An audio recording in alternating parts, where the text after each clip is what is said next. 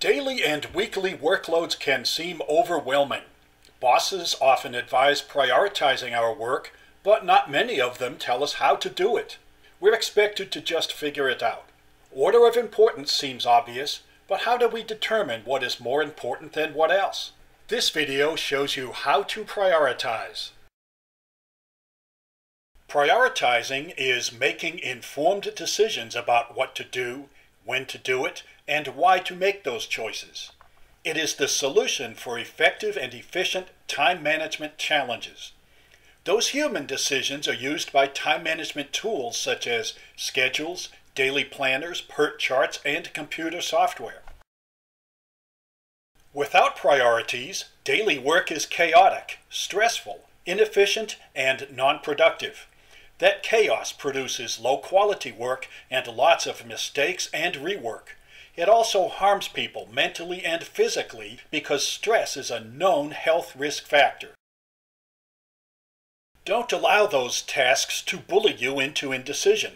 Priorities, your decisions about your time management, have specific and relevant characteristics that enable you to know what is more important than what else.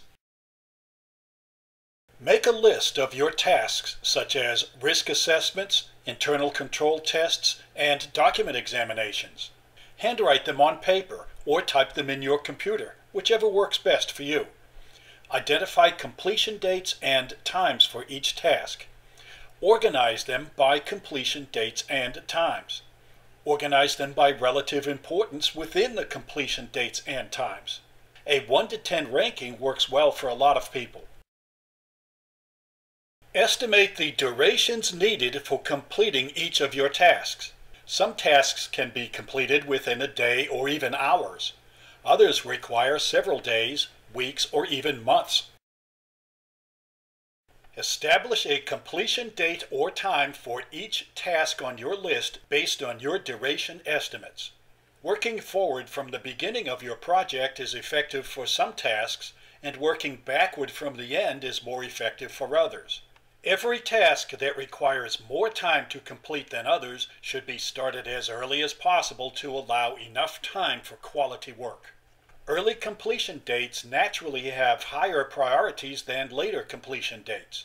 But don't fool yourself into believing that those later dates have no priority. Every task that has higher consequences than the other tasks should be given higher priorities.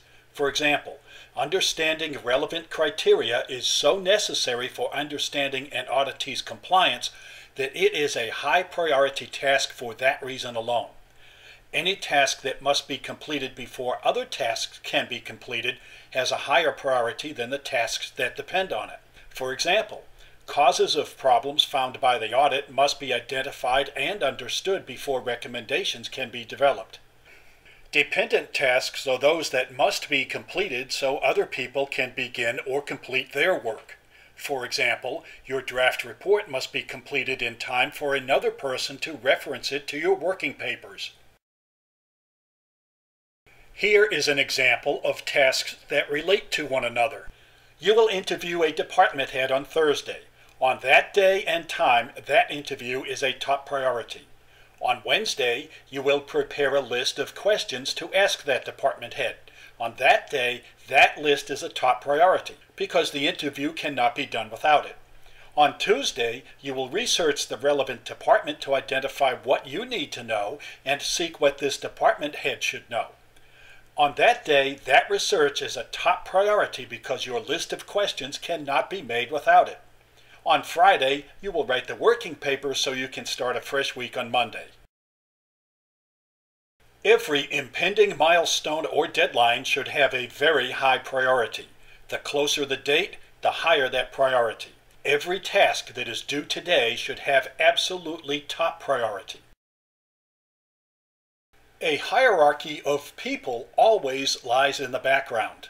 Under normal circumstances, clients come first. They are the people who directly receive the work that you do.